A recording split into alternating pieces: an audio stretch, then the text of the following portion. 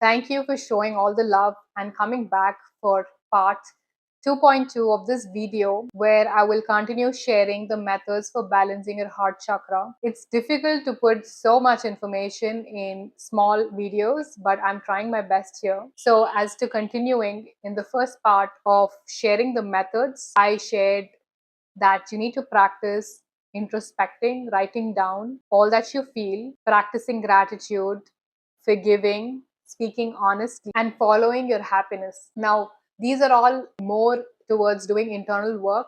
If you haven't watched that video, please do and watch the part one where I explain how your heart chakra works when it's balanced, when it's aligned, and its powers. So, moving on to the other methods, food habits. It's a big one and quite deeply connected to how our heart chakras balance or imbalance. I have a friend that says food is emotion. It's true. Every time we feel weird, unloved, sort of unsettled, we go after junk food or food that's not good for us, seek for instant pleasures. But this dense food that carries the energy of inflammation, and it's hard to explain the energy of the food, but think of eating something that's warm and comforting and light at home versus eating something outside. How do you feel right after you eat it? When we are drawn to food like that, that is dense, makes us feel heavy, it actually amplifies our negative emotions. Not just that, somewhere beneath all of that, we also feel guilty that we gave into something that we shouldn't have, which then only amplifies our sense of unworthiness, and we start to lose respect for ourselves. Why do we want to do all of that? So it's important to spot your patterns with your food. What do you crave for? What do you eat?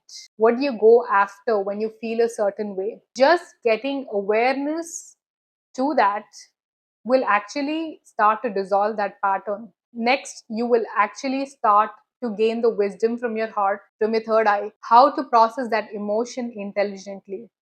So, just like that, you will disconnect your emotions with bad eating habits. And now, think this: you feel uncomfortable, but you don't go after the food that's causing you, your body problems. And immediately, that emotional loop, that energetic loop is cut off.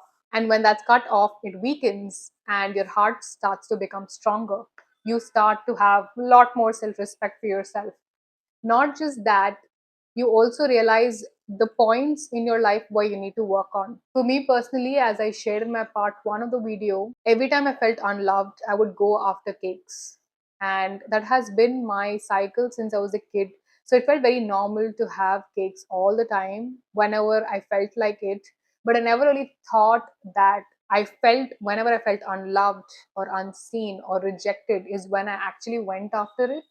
I just thought it was just a, just like a thing. And it took me many years. And then having that for many years did affect my body in ways and in adverse ways and weakened it, which also I did not realize. And the minute I realized this pattern, the next time I could see that I consciously did choose to have cakes and desserts that were not good for my health every time I felt unloved. And just seeing that about 2, 3 times happen and being aware of it, slowly, I just stopped having it.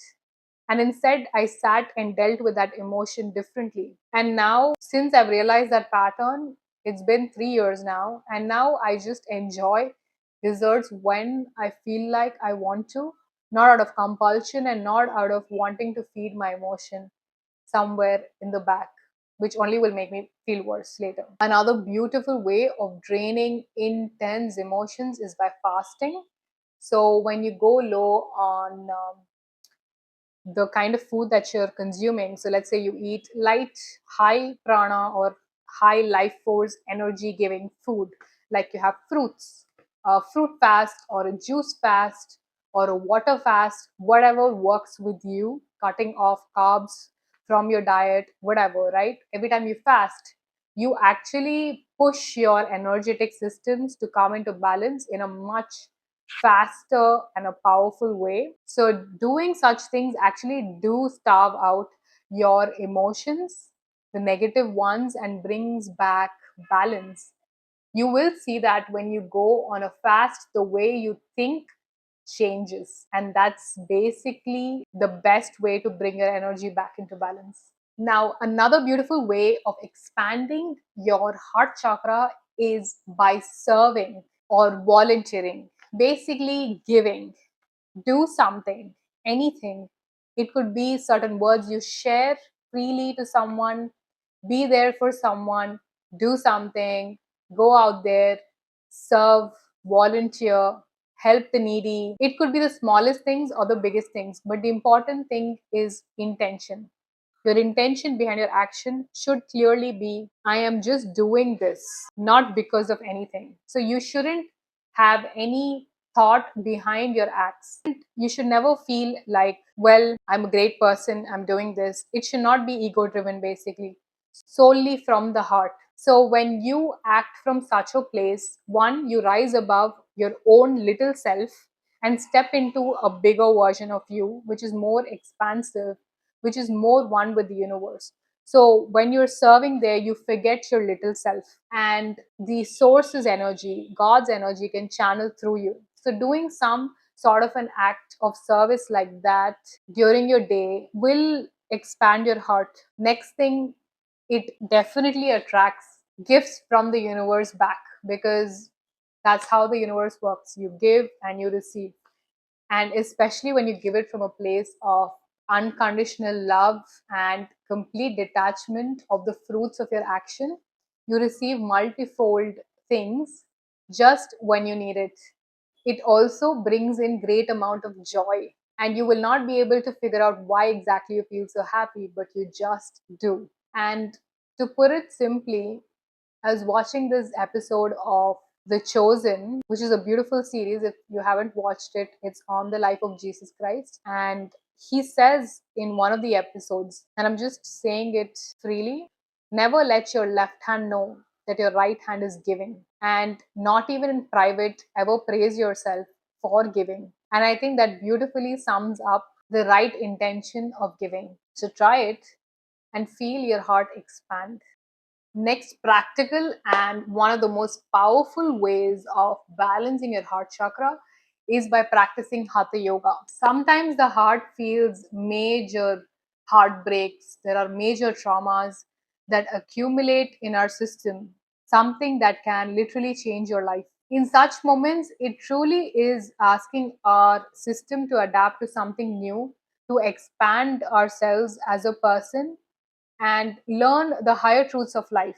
But that can be too shocking to our physical body, our mind, and could block us from expanding. And we might just be sitting in that trauma, in that pain for years together, which then manifests again as issues in our life and within us, as I've already explained. So, these traumas or issues, depression, all of this manifest as different sorts of blocks, energetic blocks. And the best way, the easiest way to release this is by practicing hatha yoga, especially the poses that work on opening your chest and opening your heart, strengthening your heart area. And it's important when we practice hatha yoga, it works on all of your energy centers. But I'm talking specifically about heart chakra here. If you need special assistance that day to process something heavy that you're feeling, time to time, new moons and full moons bring out unprocessed emotions that's blocking us subconsciously and blocking a part of our life, blocking some sort of abundance from flowing towards us. This is brought up time to time. So, yes, there are days where we successfully suppress our feelings, but there are days when they just come out strong, and it's the best time to release it. So practicing poses like Bhujangasana or Cobra pose, Ustrasana or Camel pose, Chakrasana or Wheel pose, Setu Bandhasana or Bridge pose, Matsyasana or the fish pose, Dhanurasana or the bow pose. Basically, anything that opens your heart, or these back bend poses. For me personally, these poses have helped me a lot in releasing the blocked emotions. So you can practice whatever works for you at whatever level you are at, and you will see that it does release the emotions. You might even feel the surge of letting it out, crying it out. Maybe that's at those moments when you're practicing it or later in the day, but the change and the shift happens gradually. And so practicing hatha yoga on daily basis or regularly, at least 3 times a week, will help you bring your energies centers back into balance, because it activates everything. And so the wisdom that you need, the strength that you need to process these emotions and to bring your reality back into balance, all of this just naturally happens when you practice hatha yoga. Another big part, a big lesson of the heart center is to learn to surrender and let things go. We spend a lot of time clinging on to things that certain things did not happen a certain way. But the higher wisdom says that whatever is good for you will come to you, and whatever is not will prevent you from it, from that happening in your life. And when you surrender, you accept. You also give away the burden of controlling things that you cannot see and understand completely back to the source who has always been operating truly. And sometimes we think that the things that we know is really good for us, but the lesson of the heart is that sometimes you really don't. And it's okay to accept that. It's okay to let go. And it's okay to trust that the good things that are meant for you will not pass by you and will come to you. But we all struggle with surrendering sometimes, not in words, but in feeling, where you truly feel like the burdens are off your shoulder, that you can freely breathe and you're taken care of.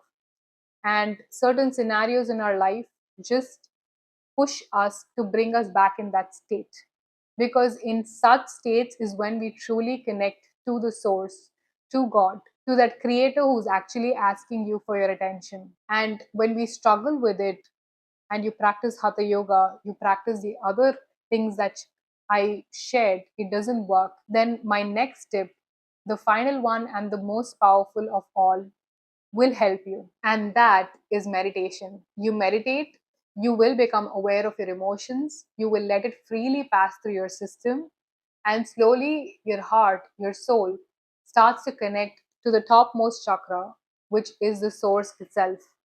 And then it becomes easier to surrender. And when you surrender, you become more stable. You become a magnet to opportunities, to solutions in life. You can think more freely and creatively. You become more aware of your surroundings and you feel happier. And if you are someone who hasn't really meditated too much, just practicing the seed sound of the heart chakra, which is yum, you can practice that, and that will activate it and balance it. You might feel a sense of release in your emotions. And like I said, clubbing this with Ho'oponopo prayer, if you have some sort of grudge towards someone or some sort of hurt, that will greatly help in releasing the pain and letting the energy flow through your heart with much more ease.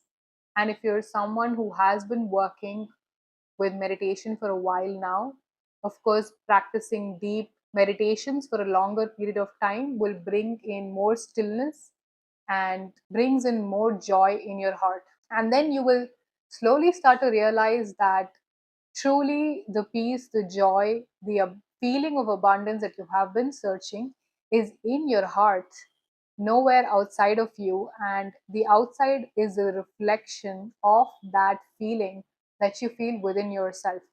And that the source of love was never outside of you, it was within. It was your duty. It was the natural way of how we are built, that we need to seek that love and that peace and harmony from within ourselves, connect to that creator in meditation, and bring that out in the world. We're here to give that.